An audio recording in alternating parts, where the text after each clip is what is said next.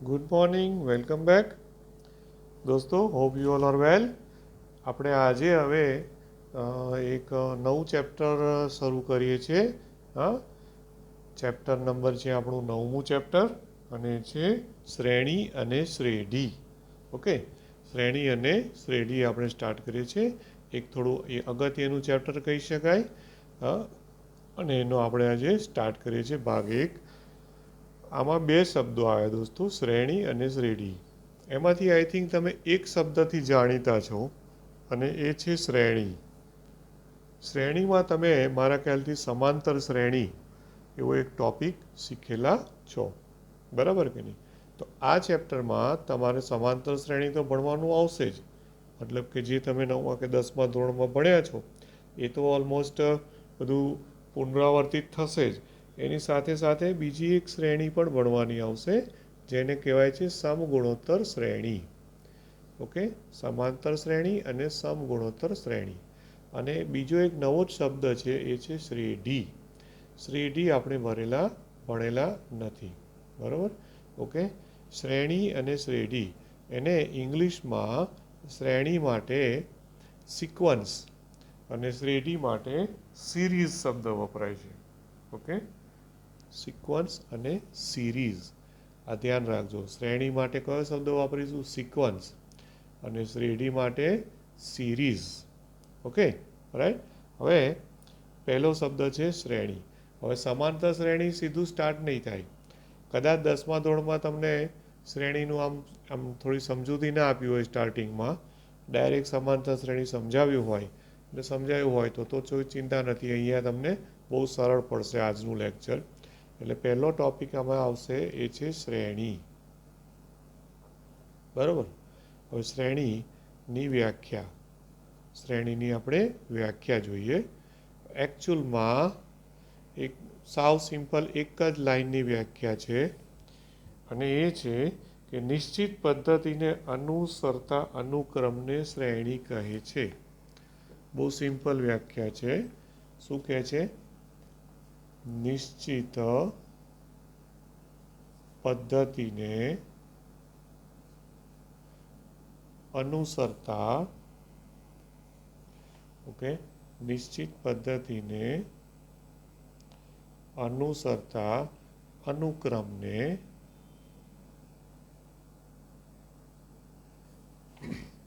શ્રેણી કહે છે. આ એક રીત છે એની સમજવાની. બીજી એક પણ રીત છે દોસ્તો, પણ એ અહીંયા ટેક્સ્ટબુકમાં આપણને આપી નથી, પણ તમને આપી દઉં છું બિકોઝ તમારે JEE ગુજકેટ કે એવું આપવાનું આવે અને ત્યાં જો ક્યાંક ઉપયોગમાં આવે તો પછી તમે અટવાઈ જશો કે એકચ્યુઅલમાં શ્રેણી છે ને એ એક વિધેય છે દોસ્તો. શ્રેણી છે એક વિધેય છે અને એની વ્યાખ્યા એવી છે કે જે વિધેયનો પ્રદેશ ગણ, જે વિધેયનો પ્રદેશ એટલે કે ડોમેઇન, બરાબર ને? પ્રદેશ માટે આપણે કયો સંકેત વાપરીએ છીએ? ડી. અને એફ વિધેય હોય તો DF કહો છો, યાદ છે ને? તો પ્રદેશ એ પ્રાકૃતિક સંખ્યાઓનો ગણ હોય. પ્રદેશ એ શું હોય? પ્રાકૃતિક સંખ્યા હોય, બરાબર? પ્રાકૃતિક સંખ્યાઓનો ગણ હોય. આ ટેક્સ્ટબુકમાં આપેલું નથી હો. સંખ્યાઓનો ગણ હોય તેવા વિધેયને શ્રેણી કહે છે. શ્રેણી કહે છે, બરાબર? એનો મતલબ શું થયો ખબર છે? કે કોઈ પણ વિધેય આપે ને, વિધેય એફ ફ્રોમ, હવે એનો પ્રદેશ ગણમાં n હોય અને પછી એનો સહપ્રદેશ હોય ને એ કંઈ બી હોય, n from anything, n from n હોય, f from n to z હોય, પછી f from n to q હોય કે પછી f from n to r હોય, n z q r, આ બધી જ શ્રેણીઓ જ છે. આ બધા જ વિધેયો એ શ્રેણી જ છે. આ કેવી રીતે મેં કીધું કે આ શ્રેણી છે એમ? કારણ કે તમે અવલોકન કરો તો એ ચારે ચારમાં પ્રદેશગણ મેં શું લીધો છે? પ્રાકૃતિક સંખ્યાઓ.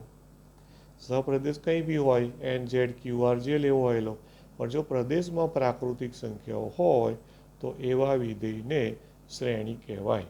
તો આ જે વસ્તુ મેં લખીને અત્યારે, આ જે વસ્તુ એ ટેક્સ્ટબુકમાં નથી, એટલે એને લગતું કોઈ પ્રશ્ન પણ હાલ પૂરતો ટેક્સ્ટબુકમાંથી કશું આવવાનું નથી, પણ આને ધ્યાનમાં રાખજો. ભલે ટેક્સ્ટબુકમાં ના હોય.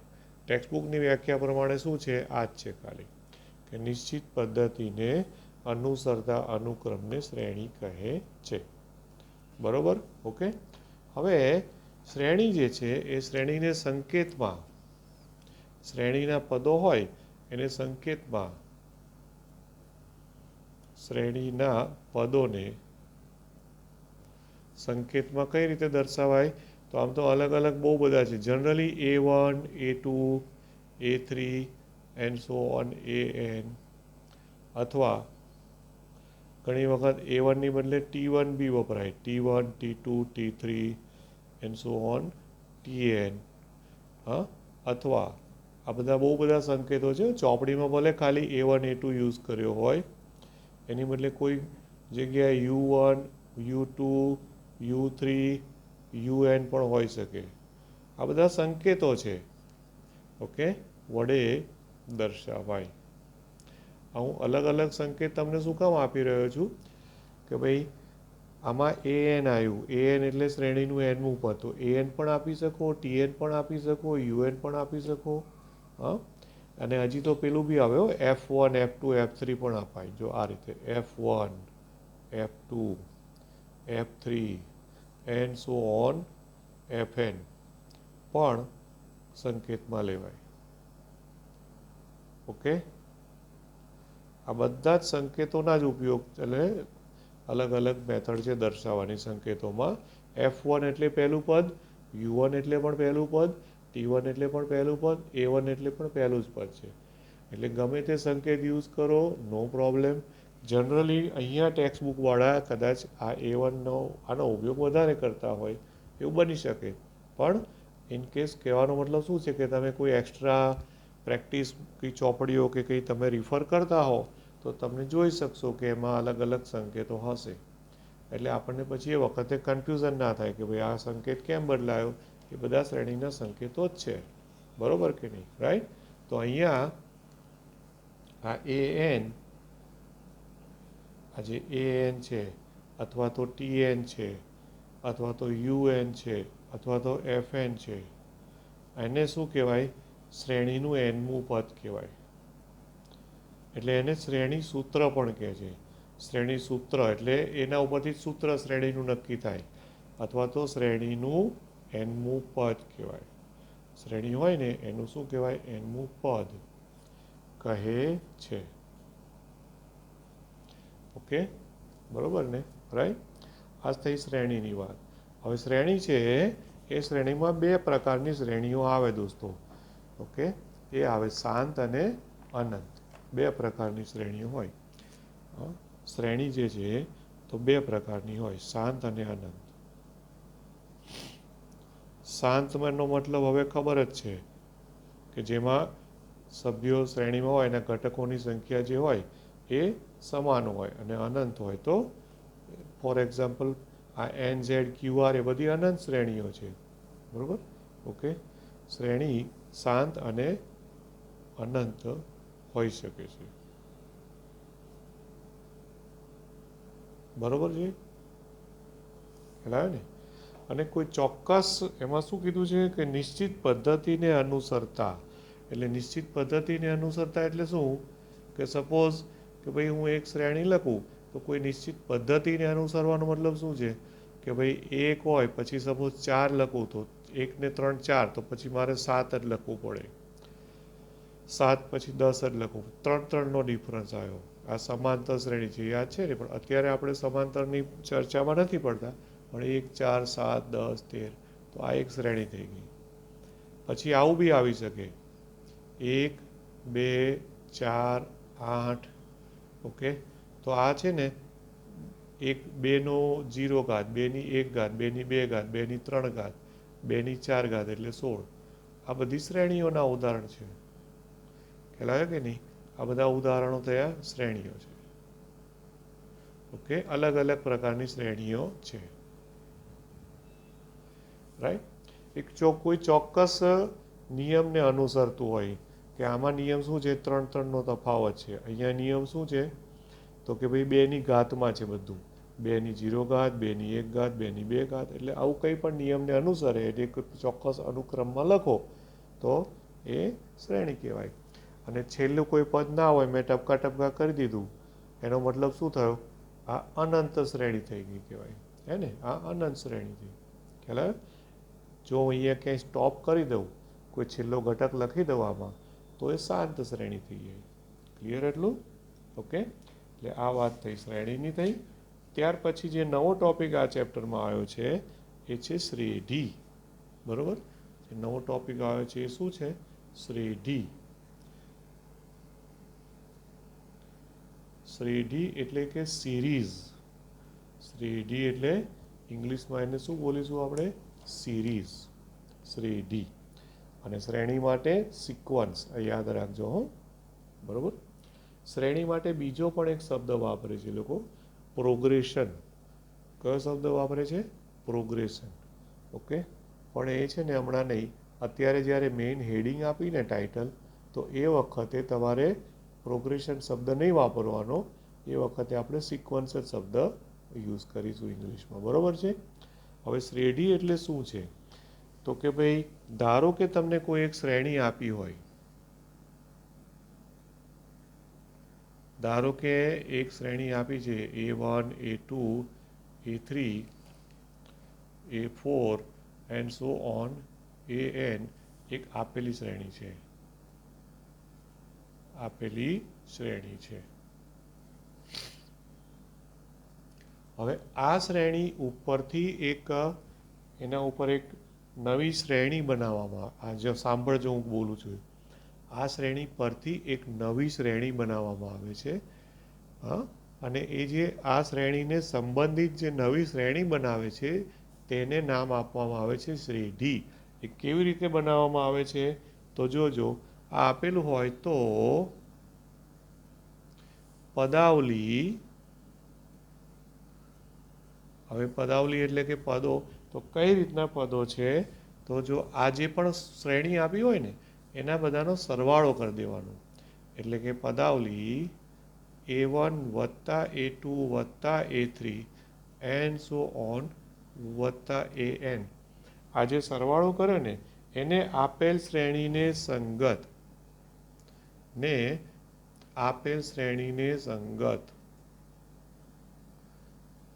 ઓકે, આપેલ શ્રેણીને સંગત શ્રેઢી કહેવાય છે. શ્રેઢી કહે છે.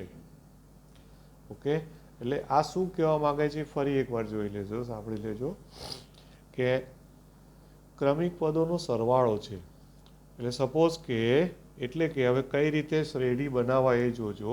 એટલે કે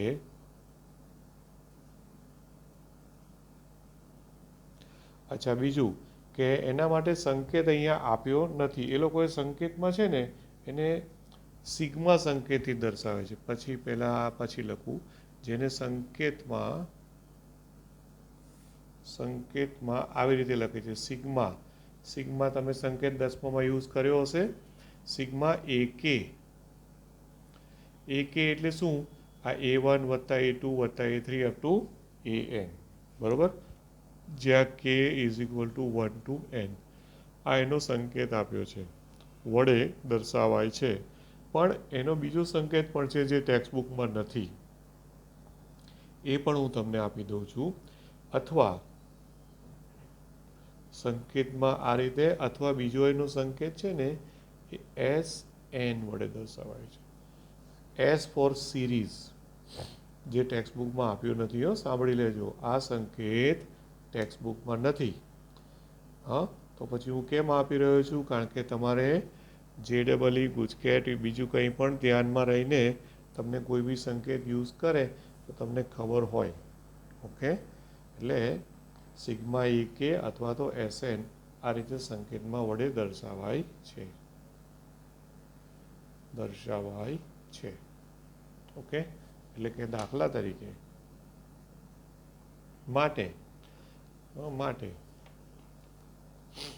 હવે હું S1 લખું એનો મતલબ શું થયો ખબર છે? S1 એ શ્રેણીનું પ્રથમ પદ થયું. S1 એટલે શ્રેણીનું પ્રથમ પદ, અથવા તો સિગ્મા ઓફ A1 એવું પણ બોલાય ને. k બરાબર 1 મૂકો તો પ્રથમ પદ થયું, k બરાબર 2 મૂકો તો બીજું પદ થયું. પણ 2 મૂકો ને તો k બરાબર 1 થી 2 એવું વિચારવાનું. એટલે અહીંયા તમારે એક જ રાખવાનું, પણ 1 થી 1, 1 થી 2, 1 થી 3 એવું કરતા જાઓ. એટલે એક એક પદોનો સરવાળો ઉમેરતા જાઓ અને તમને નવા પદો મળતા જાય.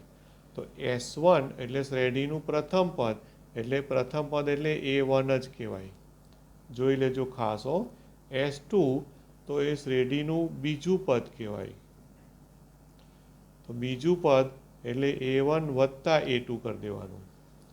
ઓકે, અને S2 ને બીજા સંકેતમાં શું દર્શાવાય? S2 ને ટેક્સ્ટબુક પ્રમાણે લખવું તો સિગ્મા ઓફ A k બરાબર 1 થી 2. એટલે પહેલાં 1 મૂકો એટલે A1 વત્તા 2 મૂકો એટલે A2. એટલે આ રીતે સંકેત વાપરો અથવા S2 વાપરો. પછી S3 તો શ્રેણીનું કયું પદ થાય? ત્રીજું પદ. તો એ શું થશે ત્રીજું પદ? તો કે A1 વત્તા A2 વત્તા A3. એને આપણે ટેક્સ્ટબુક પ્રમાણેનો સંકેત વાપરવો હોય તો શું વાપરશો? સિગ્મા એ કે, અને એમાં શું લેવાનું? k બરાબર 1 થી 3. k બરાબર શું લઈ લેવાનું? 1 થી 3. એટલે A1 plus A2 plus A3 and so on. તમે જુઓ કે છેલ્લું પદ આ થાય, nમું પદ એટલે SN એટલે nમું પદ થાય, શ્રેણીનું nમું પદ. અને SN એટલે A1 વત્તા A2. ફરી સાંભળી લેજો. SN એટલે nમું પદ થશે. જે રીતે પહેલું પદ, બીજું પદ, ત્રીજું પદ શ્રેણીના થયા, એ રીતે nમું પદ. એટલે જે રીતે ત્રીજું પદ છે તો A1 plus A2 plus A3 છે, તો nમું પદ હોય તો A1 plus A2 plus A3 and so on plus AN થશે. ઓકે, એટલે મેં થોડુંક ટેક્સ્ટબુક કરતાં વધારે ડિટેલમાં તમને સમજાયું છે દોસ્તો. સાંભળી લેજો હો. Okay, right. ટેક્સ્ટબુકમાં જે આપ્યું છે એના કરતાં મેં થોડું વધારે ડિટેલમાં લીધું છે.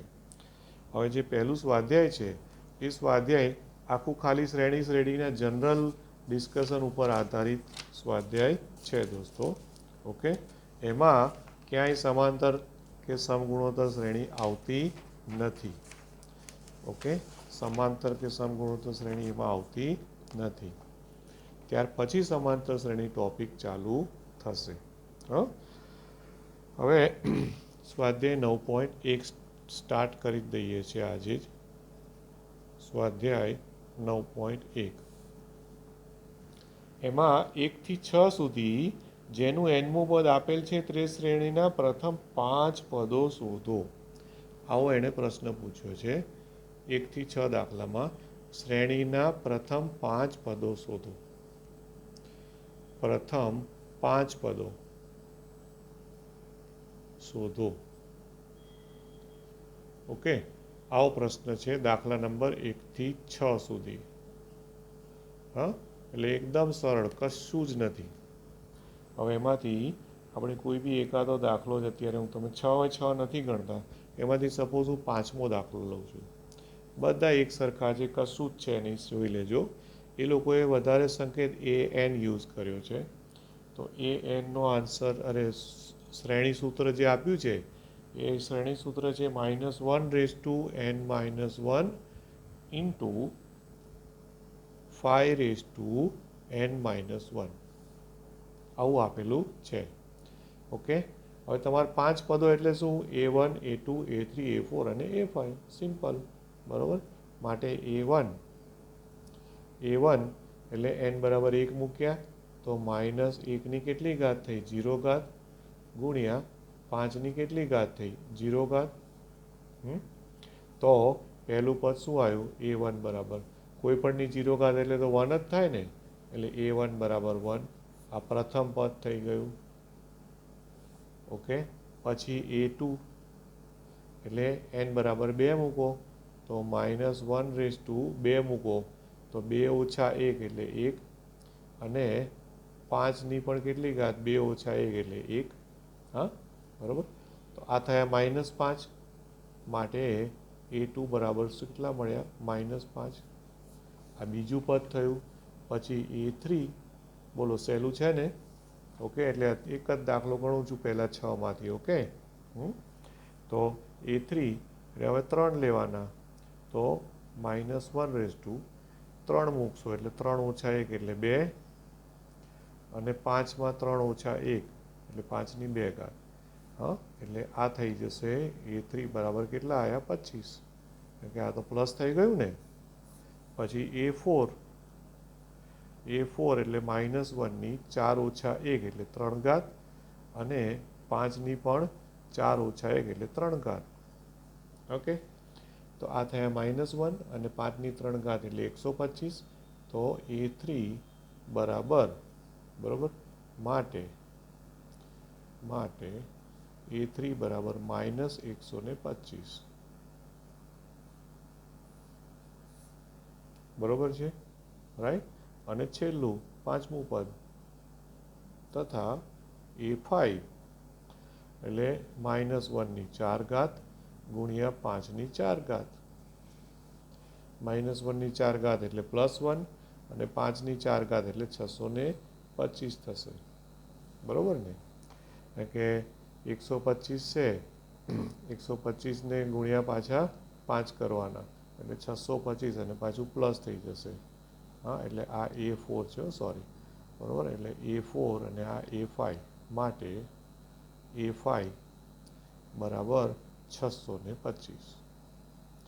તો અમે 6 દાખલામાંથી એક તમને બતાવ્યો કે આવી રીતે જે પણ તમને શ્રેણી સૂત્ર આપ્યું હોય એ શ્રેણી સૂત્રની મદદથી ઓકે તમે શોધી શકો છો. બરાબર છે? 5 પદો. પછી દાખલા નંબર 7થી 10માં પણ સાવ જ ઇઝી છે. દાખલા નંબર 7થી 10માં નિર્દેશિત પદ શોધો. હવે ટાઇટલ એવું છે, દાખલા નંબર 7થી 10માં નિર્દેશિત પદ શોધો. નિર્દેશિત મતલબ આમાં શું હતું? પહેલાં 5 પદો. હવે આમાં જે પણ કહ્યું હોય એ એક જ પદ શોધવાનું. ઓકે. નિર્દેશિત પદો શોધો. એ કયા દાખલાઓની વાત છે? 7થી 10ની વાત છે. દાખલા નંબર 7થી 10માં છે. ઓકે. હવે એમાંથી પણ કોઈ બી એક આપણે તમારે જોવું હોય તો જોઈ લઈએ. રાઈટ. 7થી 10માં એ બધા સરખા જ છે. ઓકે. હવે એમાંય સપોઝ કે ગમે તે એક લઈ લો ને, બધા સરખા જ છે, કંઈ ફરક નહીં પડતો. રાઈટ. સપોઝ એમાંથી મેં 10મો દાખલો લીધો. હા, તમને જે પણ નિર્દેશિત પદ કીધું હોય ને એ જ પદ શોધવાનું છે. તો એમાં an સૂત્ર આપ્યું છે. anનું સૂત્ર જુઓ તો સૂત્ર છે n × n-2 અપોન n+3 અને એમાં કોમા કરી અને બાજુમાં આપ્યું છે a20. એટલે આપણે 20મું પદ શોધવાનું કહે છે એવું થયું. રકમ પરથી શું થયું? a20 શોધવાનું કહે છે. એટલે આ સૂત્રમાં ડાયરેક્ટ n બરાબર 20 મૂકો, પૂરું થઈ ગયું. ઓકે. માટે a20 તો શું થઈ જશે? આ 20 ગુણ્યા 20 - 2 એટલે 18 અને ભાગ્યા 20 + 3 એટલે 23. બરાબર. હવે જો ઇન કેસ કંઈ ભાગ ચાલતો હોય તો ઠીક છે, પણ 23 છે એ આપણને ખબર છે કે ભાઈ 23 એ અવિભાજ્ય સંખ્યા છે. એટલે જો કોઈ ભાગ ચાલતો હોય તો ઠીક છે, પણ મારી દૃષ્ટિએ તો ચાલતો હશે નહીં. એટલે જે પણ આવે એ આપણો સાદુરૂપ આપો અને આન્સર. અને અપૂર્ણાંક જ આન્સરમાં રાખવાનું. કેલ્ક્યુલેટરથી પેલો દશાંશ પદ્ધતિમાં આન્સર આપવાનો નહીં. બોલો આટલું ક્લિયર થાય છે? બરાબર ને? ઓકે, એટલે જો બધા કમ્પેરેટિવલી બહુ જ ઇઝી દાખલાઓ છે, રાઈટ. હવે દાખલા નંબર 11 થી 13 જે છે એમાં શું છે કે શ્રેણીઓના પ્રથમ 5 પદ શોધો અને સંબંધિત શ્રેઢી મેળવો. સંબંધિત શ્રેઢી આવું કયું છે. એટલે સંબંધિત શ્રેઢી શોધો એટલે શું? હમણાં આપણે જેમ પેલું સિગ્મા એ કે કર્યું ને, અથવા તો એસએન, તો એનો જવાબ શું છે? એસએન એટલે A1 વત્તા A2 વત્તા A3 વત્તા A4 અપ ટુ ક્યાં સુધી જવાનું? AN સુધી જવાનું રહેશે. બરાબર? તો એ રીતે સંબંધિત શ્રેઢી શોધવાના દાખલાઓ 11, 12 અને 13માં છે. ઓકે, એ તમે જસ્ટ પ્રયત્ન કરજો. હા, નહીં તો નેક્સ્ટ લેક્ચરમાં હું તમને થોડું એમાં હિન્ટ આપી દઈશ. અને એના પછી 14મો દાખલો છે એ ફિબોનાકી શ્રેણી કરીને આપ્યો છે. તો ફિબોનાકી છે ને એક ગણિતશાસ્ત્રીનું નામ છે. અને ટેક્સ્ટ બુક તમે ખોલશો 9મું ચેપ્ટર, તો 9મું ચેપ્ટર સ્ટાર્ટ થતાં સૌથી પહેલાં જ પાના ઉપર એ જ મેથેમેટિશિયનનો ફોટો આપેલો છે. ઓકે, એ જે ફિબોનાકી, જેણે આ ફિબોનાકી શ્રેણી બનાવી છે. ફિબોનાકી શ્રેણી જે બનાવી છે ને એ ક્યાંથી બનાવી છે તમને ખબર છે? ઉંદરોનો જે વસ્તી વધવાનો દર હોય ને દોસ્તો, એ વસ્તી વધવાના દરનું એણે નોંધ કરી કે ભાઈ પહેલાં 2 ઉંદર હોય, એટલે એક 2 ઉંદર હોય, પછી 2 ઉંદરમાંથી ધીમે ધીમે કેટલા ઝડપથી એનો વસ્તી વધારો થાય છે એનું એણે અવલોકન કર્યું. અને એ અવલોકન કરી અને એ આંકડાઓ નોંધતા ગયા અને સરપ્રાઇઝિંગલી એક જાદુઈ રીતે એક શ્રેણી બની. ઓકે, એક મેજિકલ આંકડાઓની એક શ્રેણી બની. અને એ જ રીતે ઉંદરોનો દર, વસ્તી વધવાનો દર આવતો હતો, જેથી પછી એણે એને શું નામ આપ્યું દોસ્તો? ફિબોનાકી શ્રેણી. ખ્યાલ આવ્યો કે નહીં? એટલે ફિબોનાકી શ્રેણીની ચર્ચા બહુ વધારે નથી કરતા, પણ લાસ્ટ ટાઈમ ટૂંકમાં આપણે 11 થી 14 દાખલાઓ છે એનું સહેજ ડિસ્કશન કરી અને સમાંતર શ્રેણી ટોપિક ચાલુ હું કરીશ. એ પણ તમારા માટે પાછો જાણીતો ટોપિક જ છે, એટલે એ પણ આપણે બહુ ફટાફટ પતી જશે. એમાં જે મોટા ઘણું બધું તો તમે 9મા 10મામાં ભણેલા હો ને એવા ને એવા જ દાખલાઓ તમને મળશે. બરાબર કે નહીં? Okay, right. ત્યાર પછીનો ટોપિક છે એ આપણા માટે નવો આવશે, ત્યારે થોડું આપણે ધ્યાનથી જોઈશું. Okay, so thank you very much. અને ટેસ્ટ તમને ખબર છે ને, યુનિટ ટેસ્ટ તમારી 25 માર્ક્સની આવે છે, તો એની પણ તમે તૈયારી કરજો. શીતલ મેમે તમને સિલેબસ આપ્યો હશે. હા, આપ્યો ના હોય તો મને કહેજો, તો હું તમને સિલેબસ મેથ્સનો મોકલી આપું. બરાબર? 25 માર્ક્સની યુનિટ ટેસ્ટનું છે, મને લાગે છે શીતલ મેમે મોકલી દીધો હશે ગ્રુપમાં, જોઈ લેજો. Okay, so have a nice day. Thank you very much. Next time મળીએ. બાય.